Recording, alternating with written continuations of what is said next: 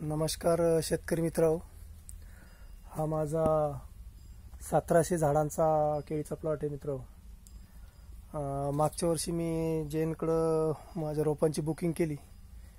आपली बुकिंगची म्हणजे डेट जानेवारीची होती, पण रोप जवळपास यायला मार्च लागला असं कंपनीवाल्यांचं म्हणणं होतं। त्याच्यामुळे आपण ती बुकिंग कॅन्सल केली आणि जैनच्याच एका शेतकऱ्याच्या शेतामध्ये जाऊन तिथलचे कंद खोंदून आणले होते मित्र। तर जैनच्याच रोपांच्या कंदांची ही माझी लागवड आहे मित्र। तुम्ही पाहू शकता, अतिशय म्हणजे टिश्यूच्याच केळासारखी त्याची साईज आहे मित्र। असं वाटत नाही की कंदांपासून केळी लावलेली असेल म्हणून। एकदम वाधा वगैरे एकदम जबरदस्त आहे मित्र। आणि इतका मस्त माल पिकवायचा मित्र। आणि आजची जर का रेट पाहिली तर 2 रुपये 4 रुपये 3 रुपये अशा रेटनं जर माल विकायचं काम पडलं मित्र, तर मन नाराज होऊन जातं। कारण की इतकं शायनिंगबाज माल पिकवायचा आणि मनमाने भावात देऊन टाकायचा, एक नाराजी होती माणसाला। आपण जी मेहनत केली त्याचं फळ भेटलं नाही तर हिरमूस होऊन जातं। त्याच्यामुळं असं वाटतं की आता आपल्या मालाला जवळपास एवढा महिना म्हणजे डिसेंबर अखेरला आपला माल येणार आहे मित्र। तर एक आशा आहे की निदान तोपर्यंत तरी मालाचे भाव वरती चढले पाहिजे।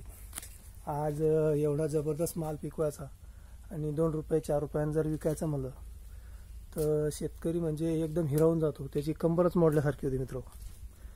कारण की इतकी म्हणजे एवढा माल फुगवायचा, तुम्ही पाहू शकता मित्र। एका फणीमध्ये 28 30 32 25 22 अशी केळं आहे मित्र। इतका मोठा माल पिकवायचा, एवढी शायनिंग आणायची, हे काही फुकट होत नाही मित्र।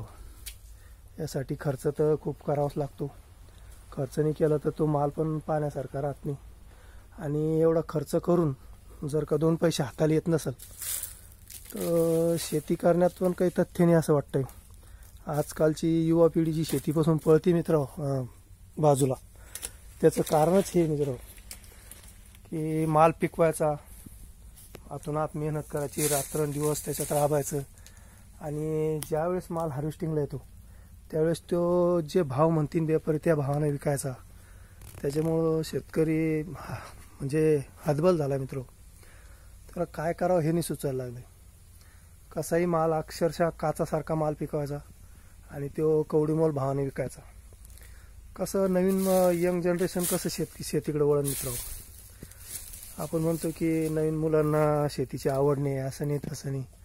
आवड नाही असं नाही मित्र, मी पण काही माझं काही वय झालेलं नाही, मला जवळपास 20 वर्षापासून मी शेतीत आहे।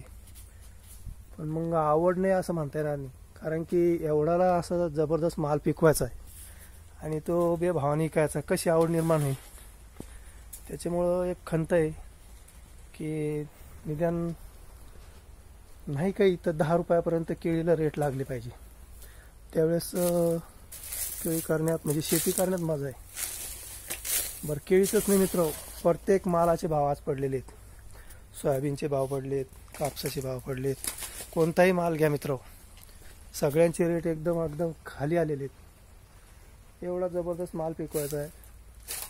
कोणी म्हणणार नाही मित्र की हे खोडव्याचं म्हणजे आपलं कंदापासून लागवण केलेली। अक्षरशः तुम्ही लांबी पाहताय वादीची, एका हितीच्या पण पुढे लांबी मित्र। हे काही आपोआप होत नाही, यासाठी खूप खर्च करावा लागतो। त्याच्यामुळे असं वाटतं की निदान डिसेंबर अखेरीपर्यंत तरी भाव चढले पाहिजेत। आज तर ज्या माझ्या मित्रांचे प्लॉट काढणीला आलेत मित्र, अक्षरशः त्यांचा खर्च देखील निघाला नाही। कसा निघाला, असे 2 आणि 4 रुपयांना खर्च। त्यामुळं असं वाटतं की 2-5 रुपये मेहनतीचे कष्टाचे हातात पडले पाहिजे। आपल्या केळीची फुगवण होण्याकरता मित्र मी आज इथून युरिया आणि पोटॅश दोन्ही एकत्र करून या पंपाद्वारे सोडतो मित्र।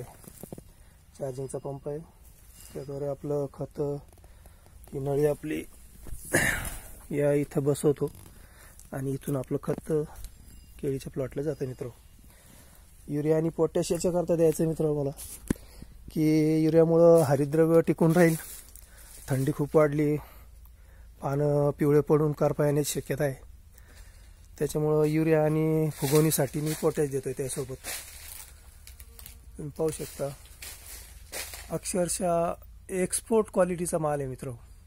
एकही डाग माझ्या केळीच्या फणीवर नाही मित्र. अक्षरशः एक्सपोर्ट क्वालिटीचा माल आहे. पण असं जर का भाव असला तर अवघड आहे. त्याच्यामुळं एक आशा आहे की निदान या डिसेंबर अखेरीपर्यंत तरी रेट सुधारले पाहिजे मित्र. तर चालतंय, असेच नवनवीन व्हिडिओ घेऊन येत जाईन मित्र. धन्यवाद.